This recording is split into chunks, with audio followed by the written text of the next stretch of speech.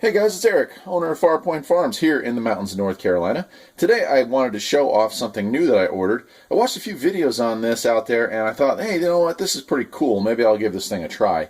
I've already got a brush cutter attachment for my string trimmer, but this is something different. This doesn't cut down trees and stuff. This is a replacement for the string trimmer portion. And it's called a Tough Trimmer. www.toughtrimmer.com is the site that I got it off of. It's probably available on Amazon as well, but I went straight to the source just because that was where the video I watched had it on there.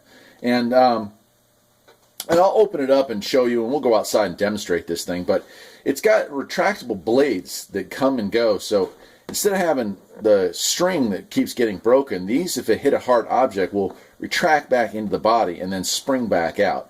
As far as how sharp those blades hold up, well, I don't know, but it looked pretty cool in the video, so I was willing to take a chance on it. So let's open this thing up and find out.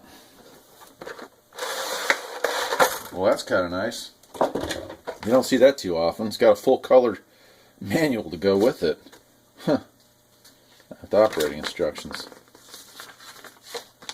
Man, I'll tell you what, that's actually kind of impressive. Full color Craftsman Echo Makita models, still models, full color install information. You don't see that very often at all, so that's kind of nice. I'll have to read through this before we set it up, but let me go ahead and go through the rest of this. And there's a note from the creator there, the owner. Cool. So that's nice. So that's pretty neat. Let's see what we got here. It looks like the adapters, and then yeah, this thing looks pretty scary actually. So we've got these blades that are attached here, and yeah, see how that, whoops, bottom just fell out of there. They're supposed to retract when they hit an object, so if they hit like a rock or something like that, instead of damaging the blade or breaking off, they're supposed to pop back. Now how well that holds up to repeated abuse will be interesting to find out, but from the start of things, it looks pretty cool. Okay, I don't know if that shows up on the videos, but there's a directional arrow to show you which way you want to have that installed, so that's nice. Let's see what else we got here. Looks like here's all the hardware to install it on your trimmer. So let's go grab the trimmer head and we'll get this thing installed. First, let me read through the directions, and then we'll install this. We'll go outside. I've got a lot of trimming to do today, so this thing's going to get a whole lot of use. Hopefully it's worth its weight, right? All right, let's find out. Okay, so I've read through the manual and seems fairly straightforward. We'll find out. This is a Husqvarna model 128 LD. I'm going to go ahead and say that the Craftsman is probably a similar design, so we'll see if the directions are any good. The first step, of course, is to remove your old weed whacker head here. So I've made another video on how to restring these, but we're going to go ahead and disassemble this. Now, for those who've never actually taken the complete head off of one, there's a pin right here. See this screw right here? There's a pin right behind it. Get something down in there to hold it, and then you just counterclockwise now, not the way you would normally. Unscrew it, and the whole head should come right off of there. There it goes. So I'm going to set that aside so I can always go back to that if I'd like to. And that exposes our shaft here that's just sitting here blank. So now let's go ahead and put the trimmer together and we'll see how this assembles into place. Again, for Craftsman models or Husqvarna, it's saying that the red side is going to end up facing downward, and that's just because of the direction that the unit spins when it's running. You don't want to have it on backwards, it'll be hitting the soft side of the blade. So, looks like you're going to slide this through here, line the holes up, looks like that. Then you've got this metal bracket, we're going to go ahead and lay that down on top of it. And it comes with all the pieces to put this thing together, but a bunch of these screws, and we're just going to go ahead and line them up and screw those into place. Oop, I don't have my hole lined up.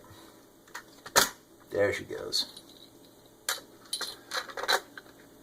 So I'll get those started and then I'll tighten them all down. We'll be ready to move on to the next step.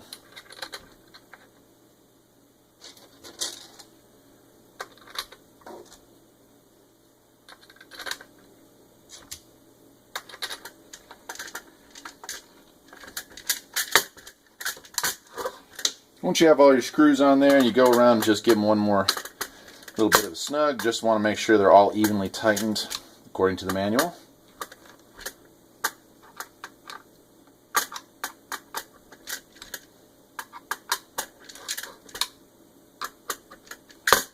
we go. And now it looks like we're ready to reattach this thing. So, alright, once we have that assembled, it's time to actually put this thing back on.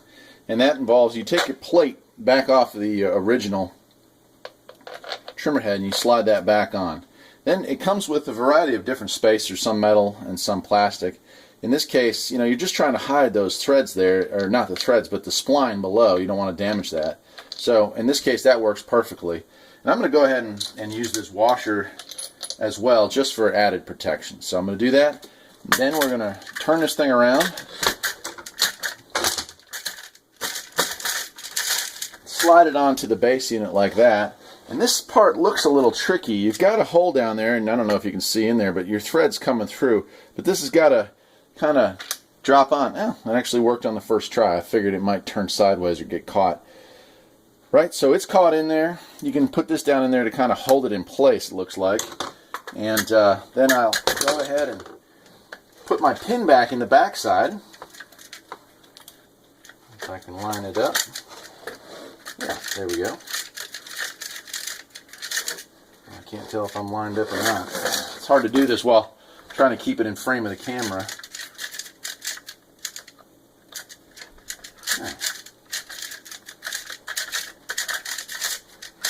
There it goes. Tighten that down.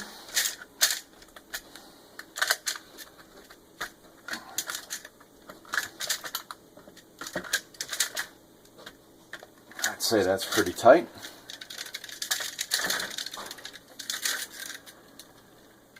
Cool.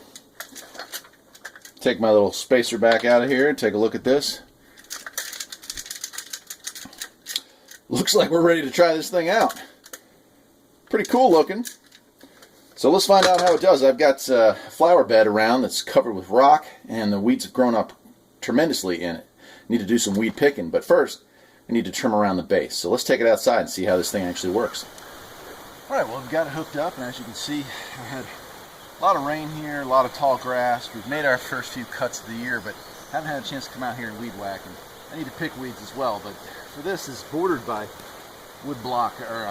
stone block, so this ought to give it a pretty good test to see how it's going to hold up. Normally with a string trimmer, I'm going to go through quite a bit of my spool just beating and banging along these edges here, so it'll be curious and interesting to see how this works out. Let's fire it up and give it a try.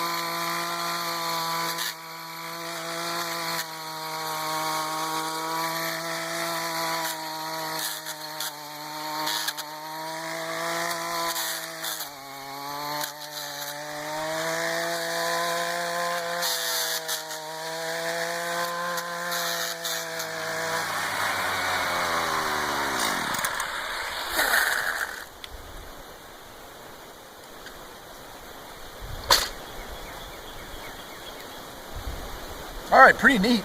I mean, it certainly does the trick. You can hear it beating and banging against the rock that I have around here. And it made short work of the weeds, so I'll have to go through here and pick out the rest of them. I don't want to damage the stuff I'm trying to grow here, but let's take a look at these blades.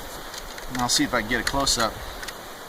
Wow, actually, they've held up pretty well. I kind of have to admit, I didn't know if they would do that well. You know, I know they retract. You can see they push in when they hit a hard object, but still I figured, you know, metal against rock, usually rock wins. It tends to dull it out rapidly.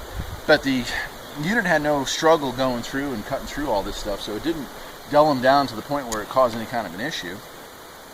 And they do sell replacement blades. They're single Phillip head screw, and you take these blades out and replace them with another blade, so it's super simple to do that. Anyway, overall, I gotta say I'm kind of impressed. We'll see over the next few months how well it holds up, how often I have to replace the blades, you know, compared to a string trimmer. But so far, I've got to say I'm impressed. So that's it. This is a review of the brand new, or newish, Tuff Trimmer from tufftrimmer.com, and I'm glad that I had the opportunity to review this. I've got to say I give it, you know, a 90 or 90%, an A minus or an A, somewhere around there. I think it's a good unit. Installation was maybe a little bit on the challenging side for someone who doesn't have mechanical skills, but as far as its actual performance, I think it's A-okay. That's it. I'm Eric, owner of Farpoint Farms. Hope you enjoyed the video, and I'll see you next time. Take care.